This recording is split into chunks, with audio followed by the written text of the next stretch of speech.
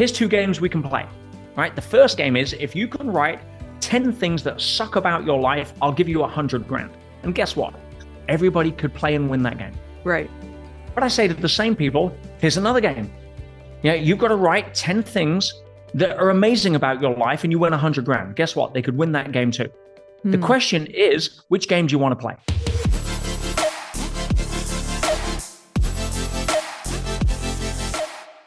Well, what's up, everybody? Eileen Wilder here, and I'm here with a friend of mine, a special guest. It's a huge honor to talk to him and for him to take time to share about him, his business, and a little bit about working with us. This is Peter Sage.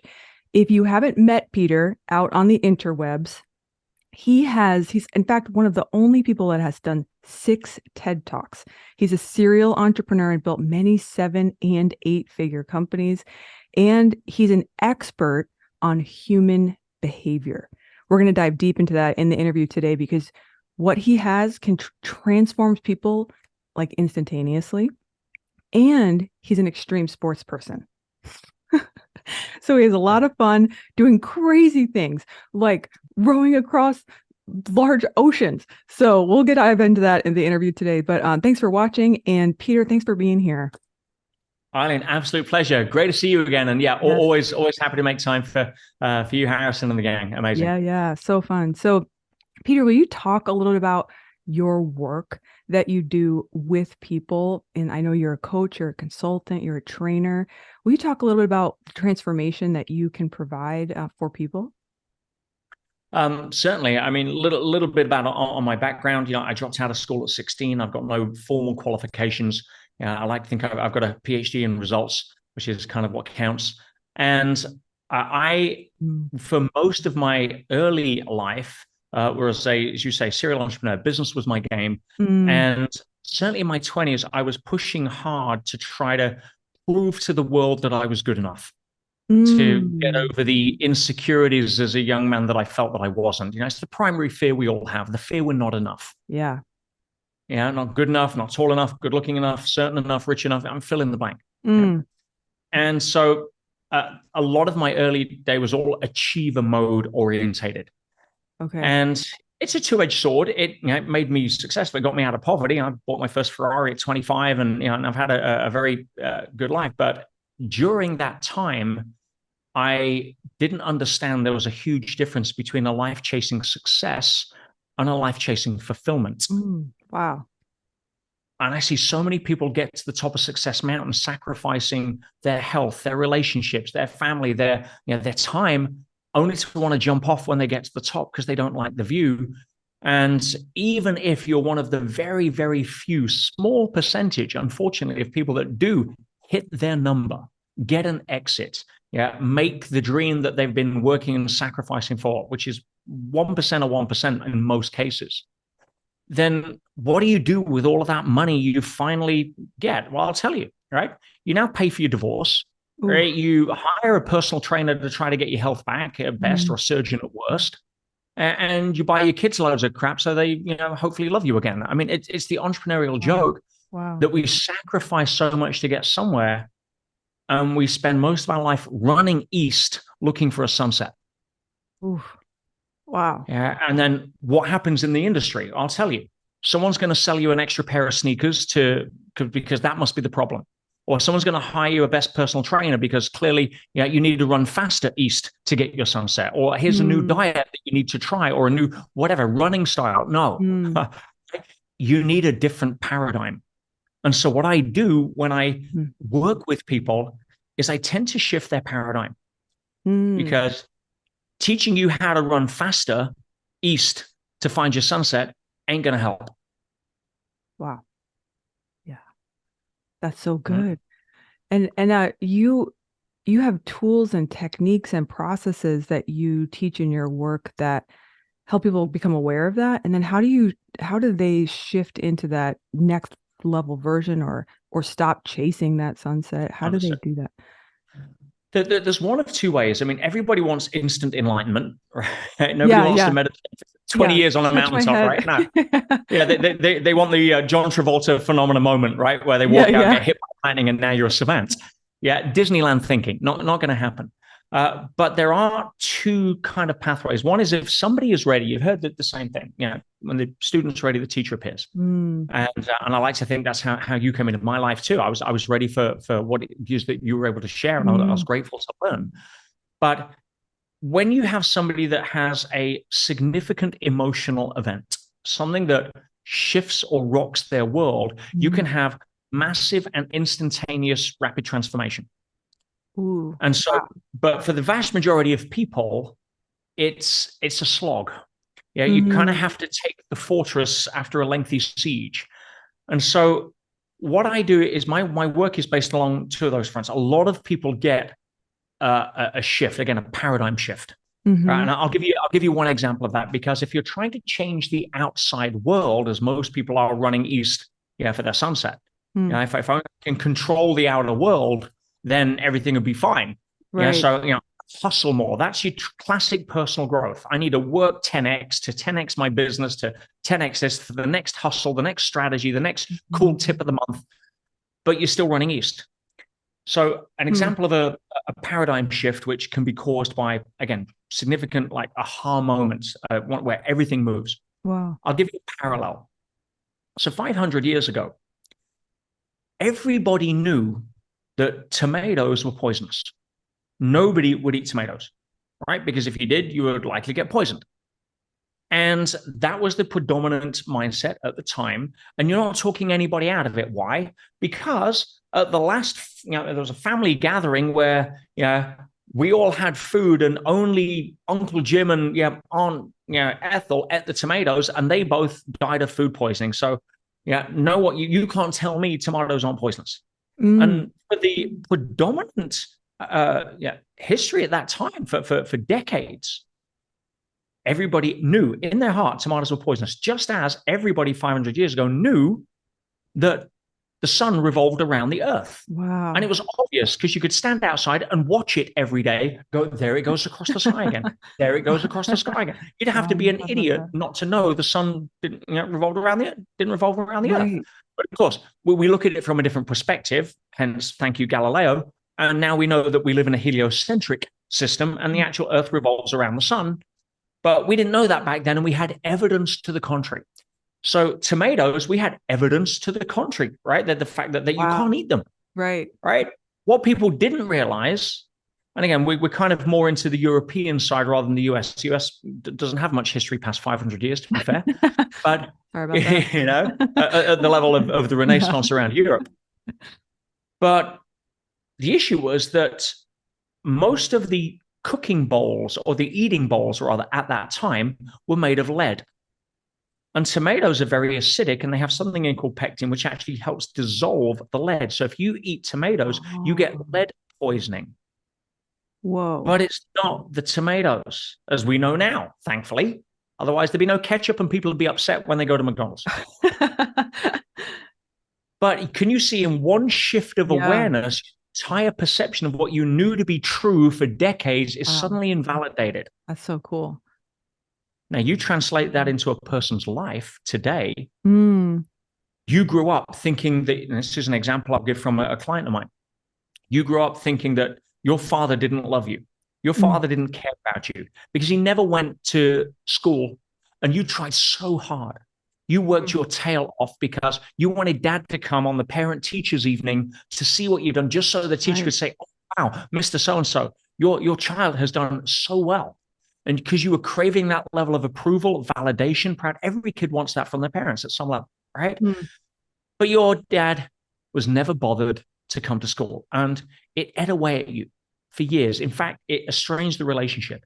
It put pressure on you because you're always judging your dad because they couldn't be bothered to come, and you worked your ass off for nothing. And so finally you confront them. When you start doing some personal work, you realize you've got to clean this up, or at least get some resolution as to why. Right. Just ate you away for years, and created a wedge and a separation between you. And so you finally have the conversation, and your dad breaks down and starts crying. He says, "Oh, son, you don't understand."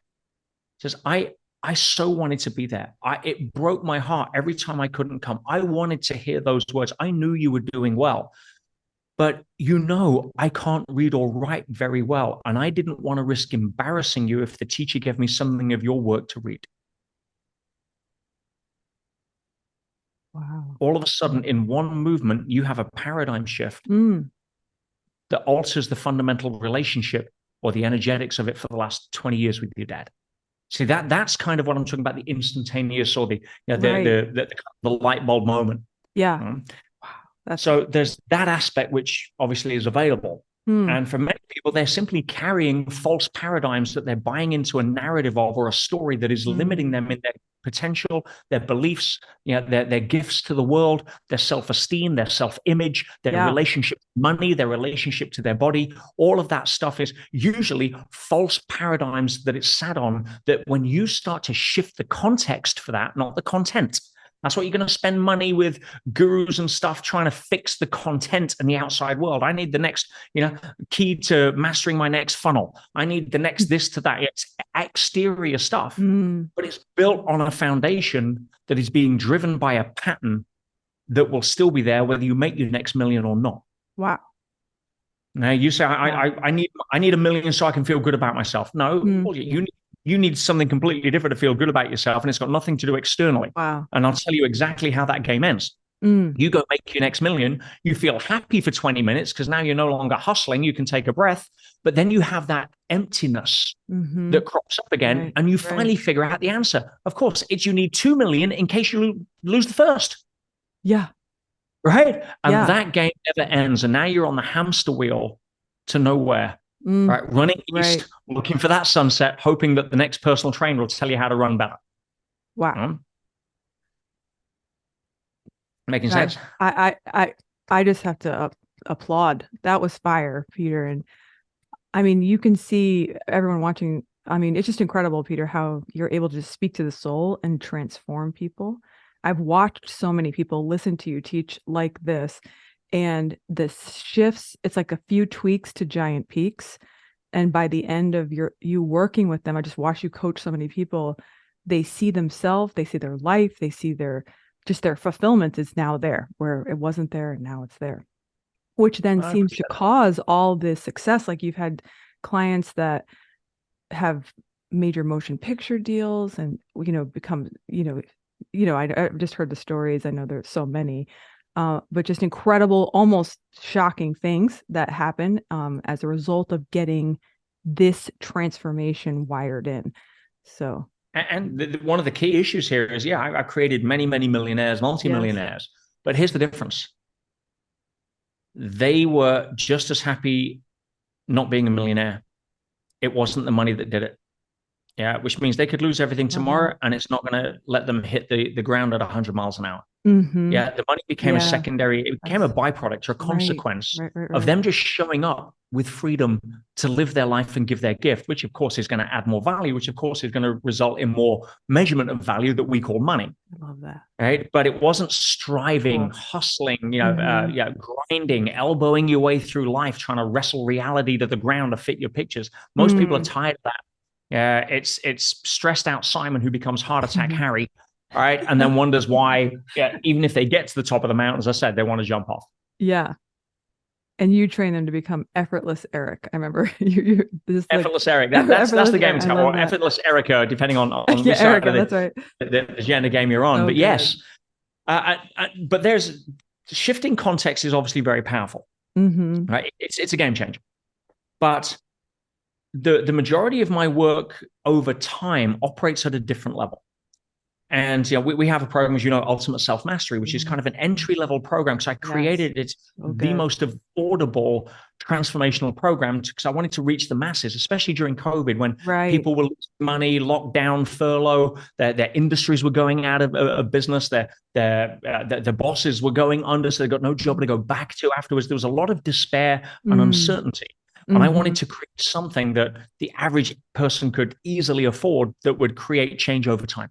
Yeah. And so I created the Ultimate Self-Mastery program for that. But here's the key distinction. I want to share this because no matter what programs you look at, and there's many out there, obviously, I want to give an insight most people don't have. That is that the vast majority of personal growth in that sector, the how-to, let's call it that, how to fix your relationships, fix your finances, fix your body, fix, the how to, I want to, get better. Self-improvement is based around the concepts of knowledge mastery. In other words, you don't know the formula. I will sell you the formula. And as a result of that, you will then be successful. That's how the vast majority of people have. And the mindset they're conditioned with, especially from traditional education, is that you need to learn something and you need to learn it and get good enough to apply it. Okay. You go from conscious incompetence to conscious competence to unconscious competence, and then you'll have mastered it. Now, the challenge with that, the challenge is there is so much information out there. Wow, true. The emotional route most people go through when trying to learn something new is overwhelm, which leads to confusion, which leads to inaction. Yeah. And then they blame themselves because everybody poster boys the testimonial of the person who made it, and now you think, well, clearly it's not the program, it's me, right? Right. And so then you beat yourself up, and then you buy another program that becomes more data for later and infinite. So the way that I work is different. I don't work on the brain's short-term memory capacity. That was how you were rewarded at school. Wow. That's how you got your validation with your piece of paper signed by somebody you never met that cost you tens of thousands of dollars to validate your education because you're smart enough to remember stuff that's no longer relevant in today's world. Right. Oh, sorry. Did I just give some personal opinion on traditional education? Tell us what you're really saying, Peter. It's right. That's so funny. But yeah, and again, I think most people are aware of that now, unless it's an passion of yours you're studying to go forward with. If you want to be a pilot, you've got to get a certificate that says you know how to fly. Otherwise, I ain't getting on the plane. Yeah, 100%. Right? That's But most people are sold on education in order to buy certainty through validation of certificates, and it just doesn't equate to reality. Right. So I don't want to work with that system that was falsely impregnated into your brain. Okay. Right. Under the guise of thinking that that's what you need to do in order to be successful or intelligent. I work on a different method. Interesting. And I'll show you exactly how it works. If you're in the US right now, you live in the US, you grew up in the US, you're a US citizen. Yeah. Let's just say you go to Australia for 2 years because it's been a dream. You want to do the opera house, you fell in love with kangaroos, and before you know it, it's koalas on the Barbie, and you're quite happy to do that. All right. So, but you spend 2 years there for whatever. Okay. You come back, several of your friends are going to say, Eileen, you've picked up a little bit of a twang. You've got a bit of an Australian accent going on there. My goodness. And likely you would have. Right. Okay. Here's the question. When you moved over to Australia for your 2-year sojourn, did you book yourself into accent classes? No. Did you take Australian accent 101 at night school? No. Then how did it happen? It happened because your environment was so pervasive in terms of its unconscious programming of you that it affected every word coming out of your mouth. That's so... You didn't need to take notes and journal your accent journey and none of that stuff. It just happened because it works with your brain's innate habit-forming system based upon environment beats will over time every time.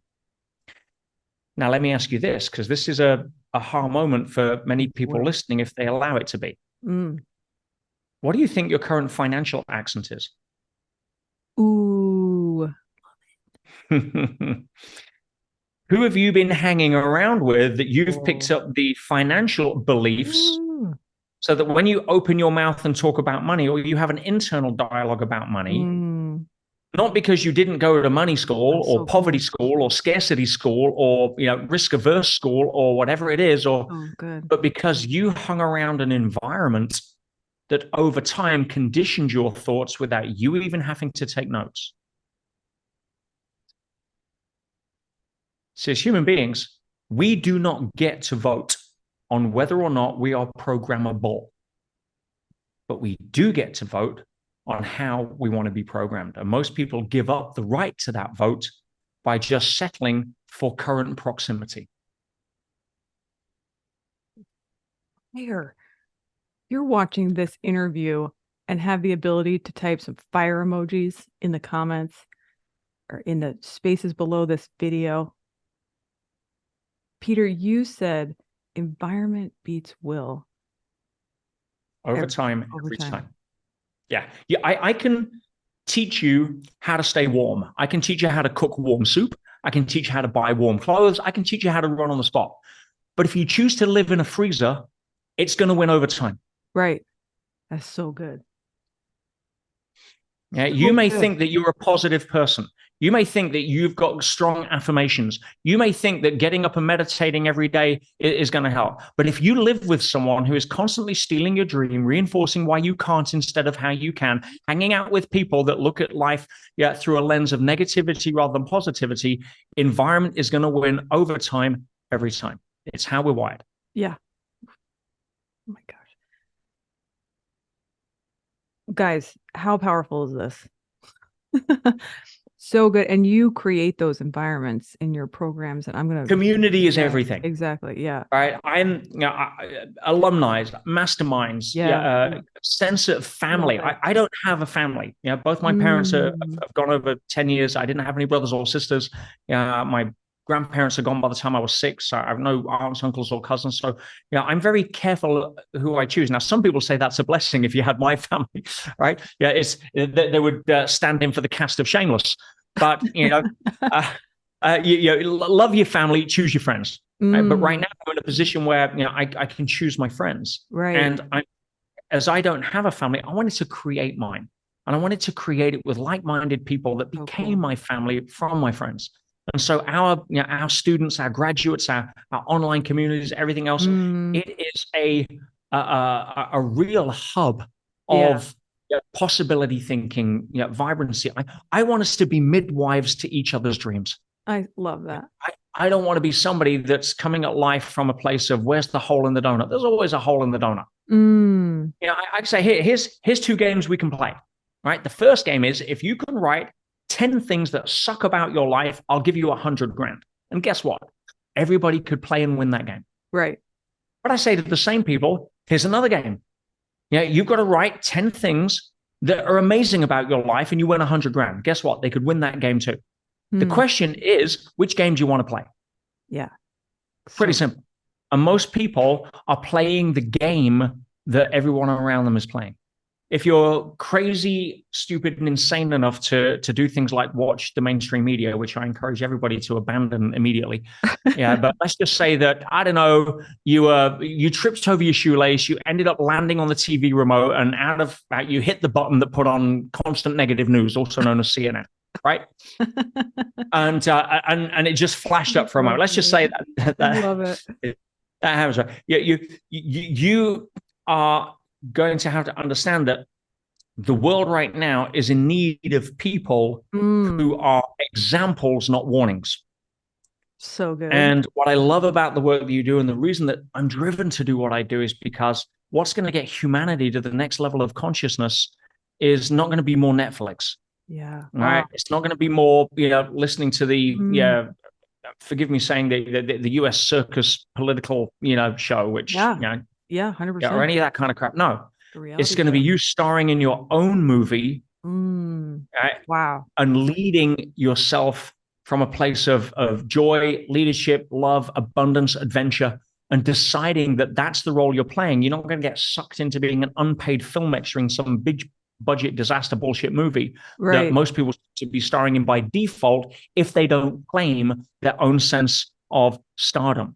And I love being able to do what I do, and I love what you do to be able to help people do that as well. And that's why I'm here. That's why I show up. Yeah, love it. Love it. We're all just doing our assignment. So Peter, let's talk about what it was like working together. And so he's incredible entrepreneur, like incredible team, incredible culture. It's just you have the coolest company, I think. I see a lot of companies, but your company is just amazingly well run. Where were you kind of feeling stuck in getting that message, getting that movement out to a larger audience before we started working together? Where did you feel like the stuck points were for you? When you look at the online digital marketing space, it is a fast-moving space. Yeah.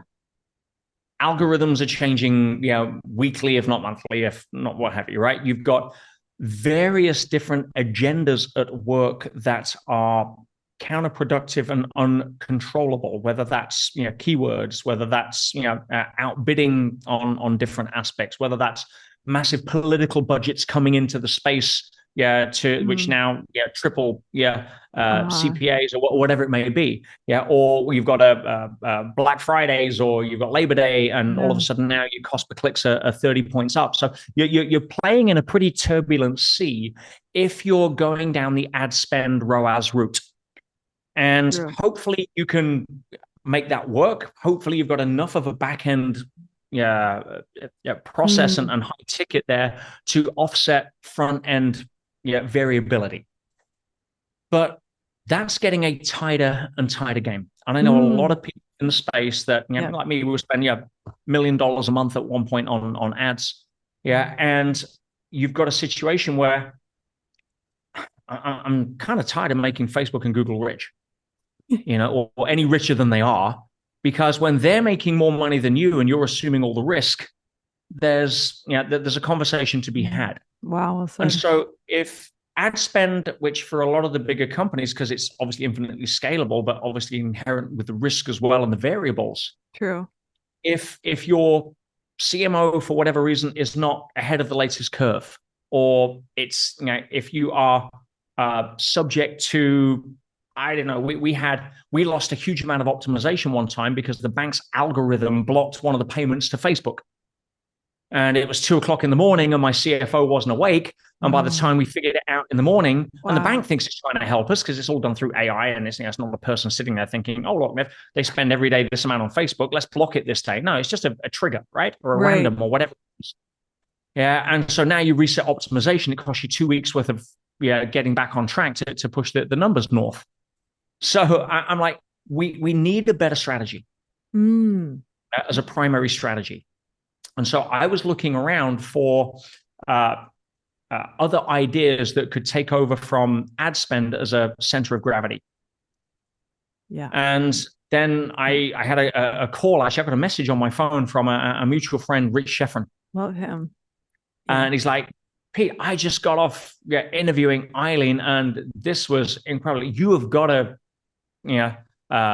see this interview. And he says, look, it's not going to be live for a couple of weeks, but I'm going to send you the raw footage because it's so powerful. Oh, cool. Right? That's fun. So anyway, I jumped on, and again, I'm an entrepreneur first. I'm a kind of a speaker, coach, trainer second. My first, well, having said that, I got into personal growth at 17. I started my first company at 17. I'm 51 now. Right. So I've had 34 years of personal growth and business. So cool.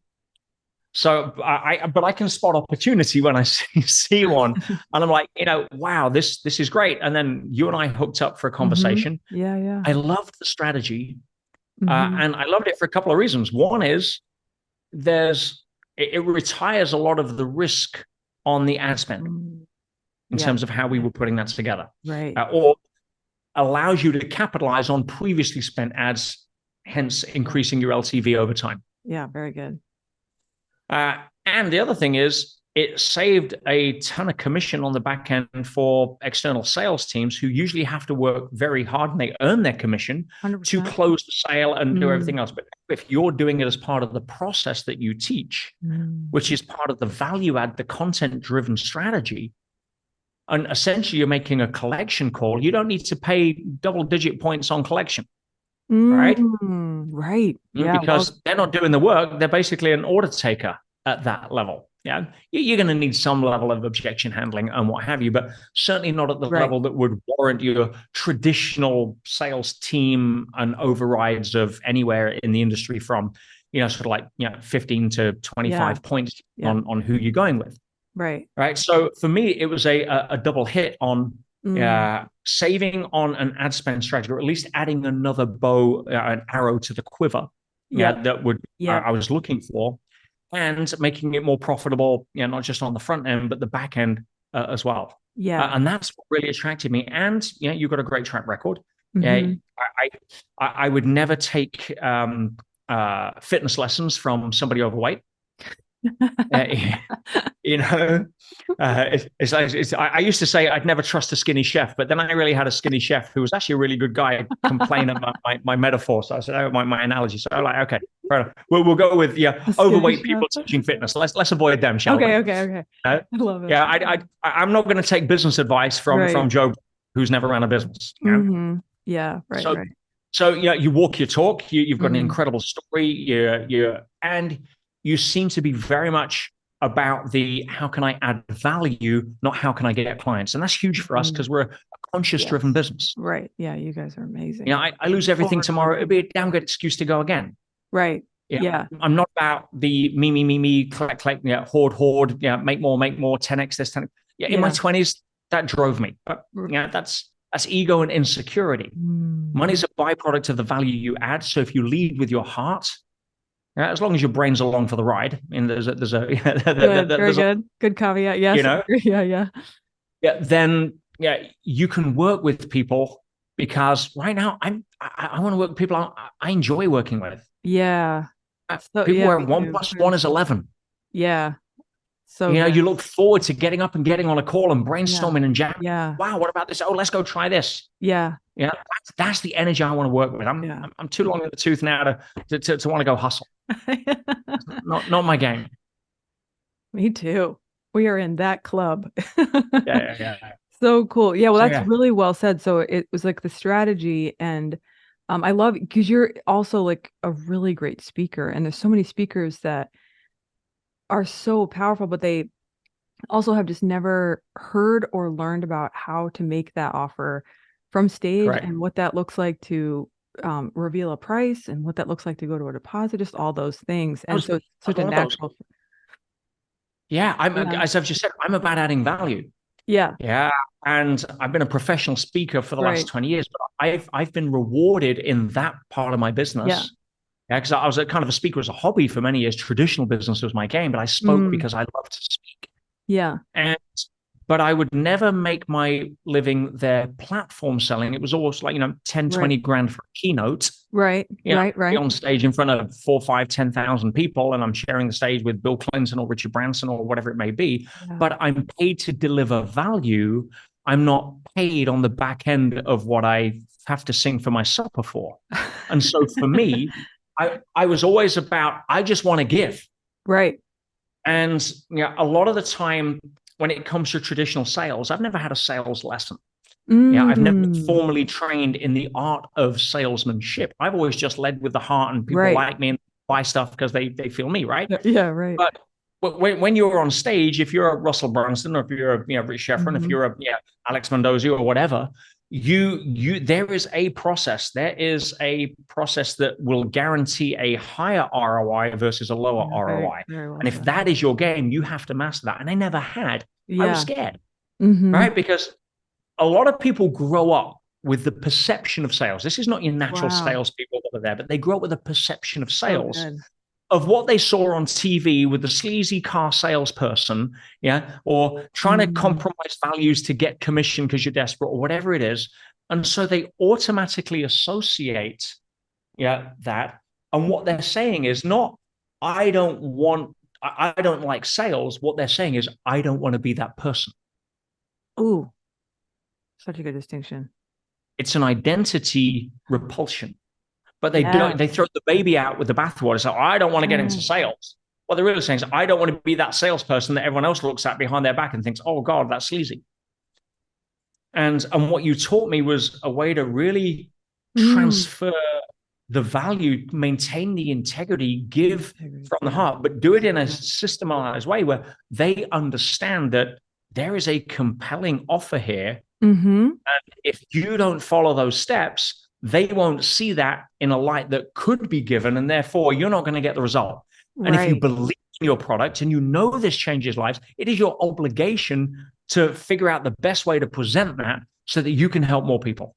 And that was a huge shift for me, Eileen. So thank you. Yeah, wow, that's so cool. It's so well said too, because if your product is like this, it literally transforms lives. So it's like, how do I communicate and reveal the value to this in a way that now draws out desire and buyer's momentum while you're you're maintaining in complete integrity and love is what I love to say. I feel like that sales is really just love. It's like, I love you so much. I want to help you. Like, so it feels it's the more transfer like love. of enthusiasm from one person to another Right. about a particular product or offer. However, just transferring enthusiasm ain't going to do it. Not in today's world. Good. Right? You've got to Very good. have a structure and a system and a methodology Yeah. that supports the integrity, obviously. So you're not going down to the car lot to sell jalopies, but you're coming from a place of knowing that if I present it this way, in this cadence, with this level of offer reveal, with this price comparison, with these testimonials inserted here, the convincer strategy, to use an NLP term, is going to be far more effective because you're going to be preempting objections. You're going to be using levels of trial closes that allow the traditional people that are wary of all of that. Nobody wants to be sold to. People want to buy.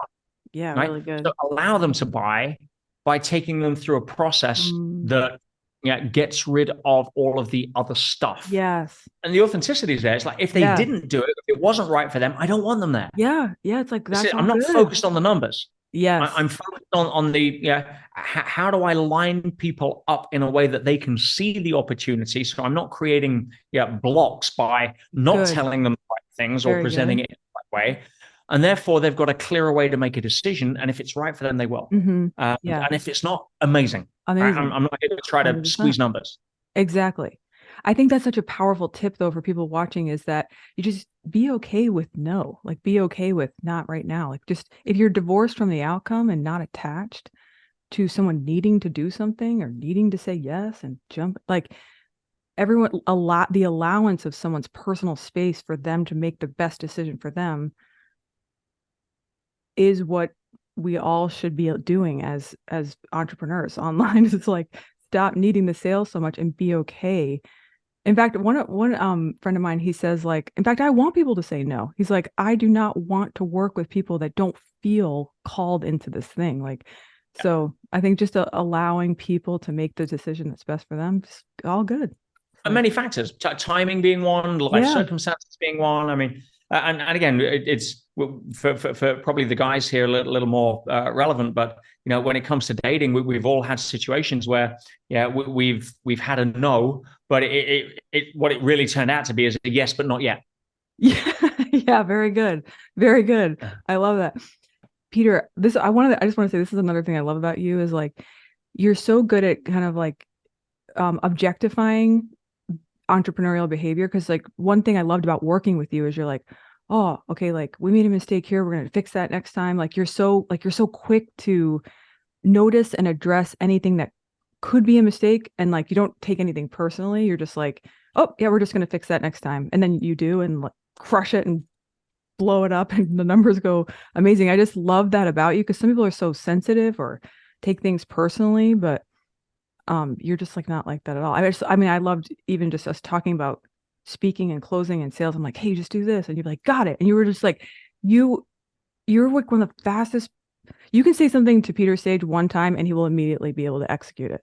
Like, I've never worked with anyone that was like, hey, tell the story like this, or like, have the audience do this in the chat, and you just like did it perfect, like the first challenge. So I've just never worked with anyone like that. So I just love those things about you.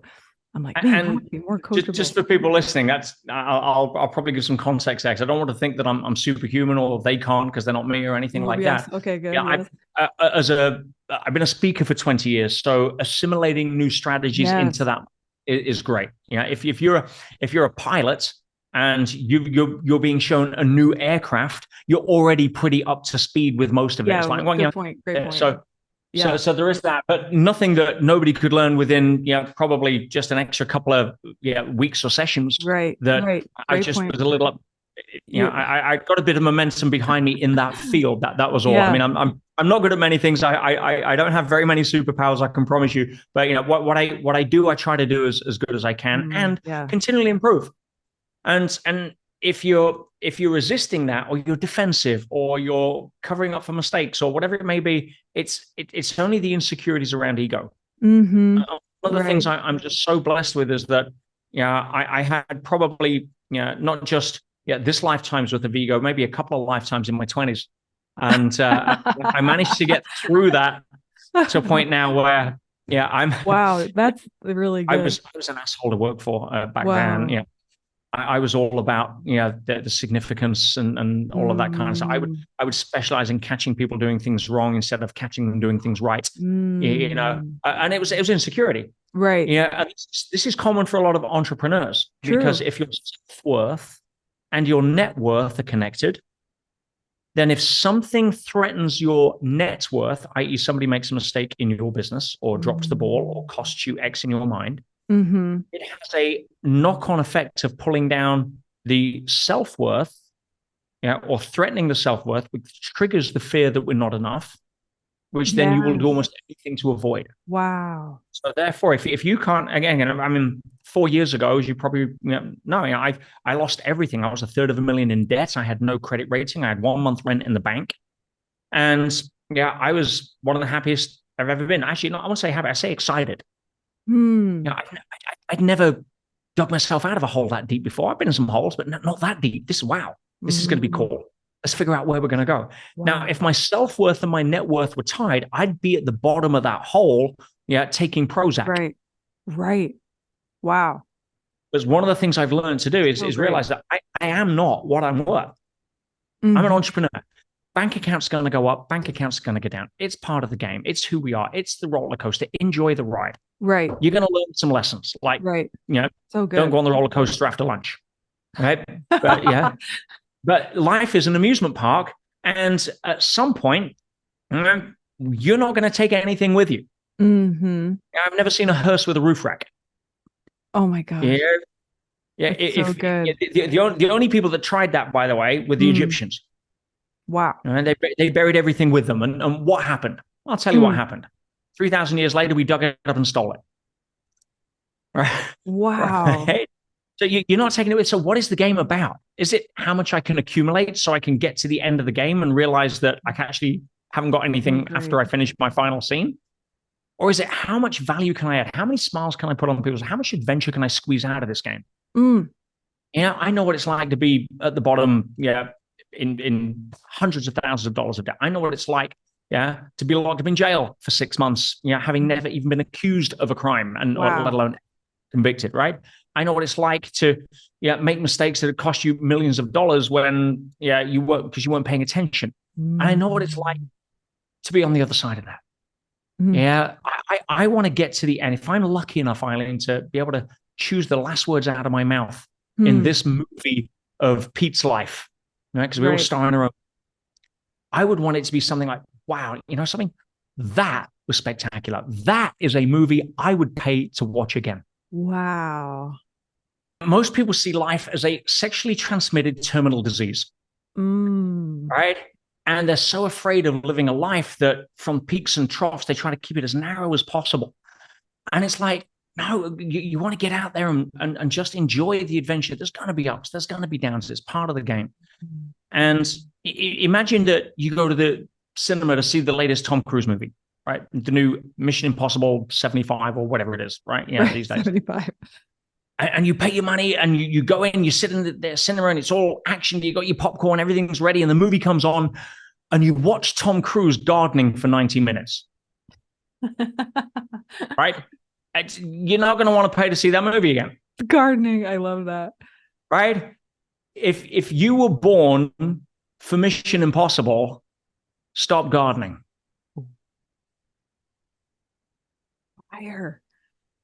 Fire. Um, Oh my gosh. So good. Peter Sage, you are the best. So I'm going to link up all Peter's stuff below so you can just dive deep and get immersed in Peter's teaching. It's so good. As you can tell, it's just like a little taste. So Peter, last question. If somebody was like on the fence thinking about diving into this strategy, diving into our work, what would you tell them? What would you encourage them? Same thing. Stop gardening, right? No. Yeah, totally. You know, Jump out of the uh, airplane. you, you, we've heard it 1,000 times. If you always done what do what you've always done, you'll always get what you've always got. Mm, Right? right. History always has and always will favor the risk taker. So The good. paradox of history is that those that risk the least usually end up with the least. It's just your brain won't tell you that when you're looking at it through fear, trying to pay the mortgage on Friday. It's not what you learn, it's who you learn it from. So many people out there are posing as gurus, posing as experts. And what they're really experts at is making money on telling people how to buy their stuff because they're an expert. Shots fired. Right? True. So I want somebody that's the difference between advice and opinion. See, now there's nothing wrong with opinion as long as you know it's opinion. An opinion, right, and advice are very different. Advice is as follows. Advice is information that's given by somebody that has experienced firsthand what it is that you want to do, has achieved what you want to achieve, has walked the path you want to have walked, survived the potholes, the scraped knees, and everything else, and is giving you the benefit of their experience in hindsight so that you can actually avoid some of those pitfalls. Yeah. So that you've got a map that you know has worked because somebody has walked that path. That's advice. Right. Opinion is everything else. Wow. Now, it doesn't mean to say opinions aren't valid. Everybody has one. Right. But one of the things I learned from Richard Branson a long time ago, pay good money for good advice. Ooh. What you don't want to do is try to pay cheap money for good advice. That ain't going to work. And what you certainly don't want to do is pay good money for opinion.